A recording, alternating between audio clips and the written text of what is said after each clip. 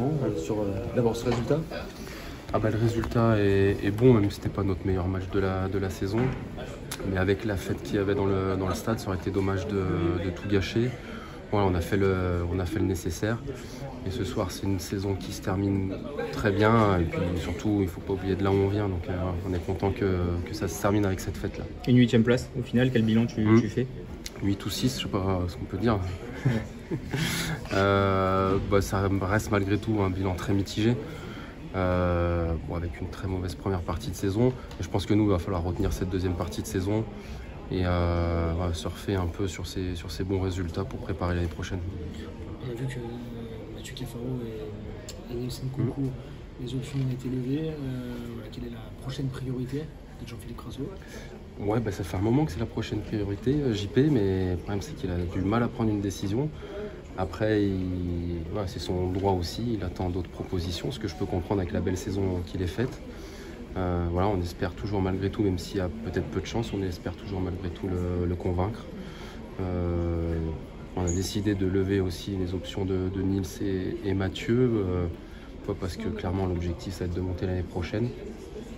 Et ils nous ont donné satisfaction, donc on se projette avec eux, et encore une fois ça reste aussi dans l'idée de garder l'ossature de l'équipe pour gagner du temps, ce qui n'a pas été le cas aussi en début de saison dernière où il a fallu tout reconstruire.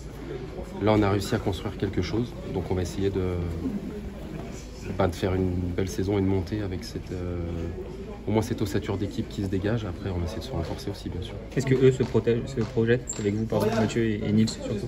Oui, après vous pourrez leur demander directement. Je pense qu'il y en a un qui l'a annoncé publiquement. Et j'en ai parlé avec Nils, alors même si peut-être qu'il y a d'autres projets qui vont se présenter à lui cet été. En tout cas, on l'a rencontré avec le coach. Et nous, on lui a dit qu'on voulait qu'il reste. Je pense que de faire une montée avec Saint-Etienne, je pense que c'est un beau projet pour lui aussi. Et je pense qu'il en a conscience.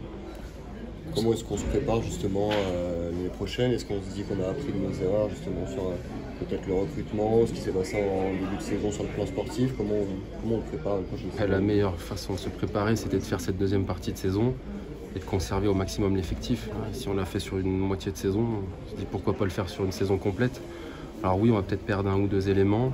Peut-être qu'on va être attaqué sur certains joueurs qu'on n'a peut-être pas forcément prévus aujourd'hui, mais on se renforcera. Et justement, les priorités pour se renforcer, ce serait quel poste? Là on regarde devant forcément parce qu'on a toujours l'interrogation de JP. On a perdu aussi Charbot qui est en fin de contrat, donc on regarde surtout sur les postes offensifs.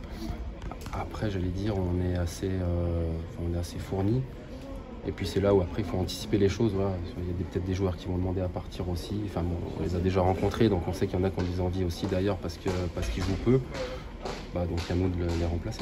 Qu'est-ce que c'est définitivement Non, c'est pas définitivement fini. Non, on discute.